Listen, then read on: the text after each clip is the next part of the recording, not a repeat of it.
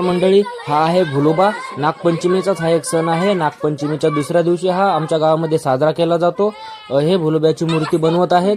यामध्ये 3 मजले आहेत. भुलोबा बनवलेला आहे. त्याला सुंदर असं डिझाईन सुद्धा काढलेलं आहे. गुंजा आहेत वरती. पॉपकॉर्ननी त्याचं डिझाईन केलेलं आहे. चारी बाजूंनी त्याला आरसे सुद्धा लावलेले आहेत. खूप सुंदर असा भुलोबा तयार झालेला आहे. छोटी छोटी तरुण मुलं हे बघण्यासाठी इथं जमलेले आहेत. हा नागपंचमीचाच एक सण आहे मित्रांनो. त्यावर एक सापाची मूर्ती बनवलेली आहे. बारीक बारीक त्याच्यावरती डिझाईन सुद्धा केलेला आहे. छान अशी मूर्ती बनवलेली आहे. हा भुलोबा तयार झाल्यानंतर गावामध्ये मंदिराच्या समोर ठेवला जातो. सर्व महिला त्या मूर्तीची पूजा करून त्याला हार वगैरे घालून त्याचा नमस्कार करतात आणि त्याच्याभोवती गोल फिरून गाणे सुद्धा म्हणतात. मित्रांनो, हा सर्व झाल्यानंतर त्याचा पाण्यामध्ये विसर्जन केलं जातं. हा भुलोबा सण आहे. खूप जुनी परंपरा आहे. महिलांचा सण असा मित्रांनो हा समजला जातो. हे बघा मित्रांनो, सापाची मूर्ती काढलेली आहे.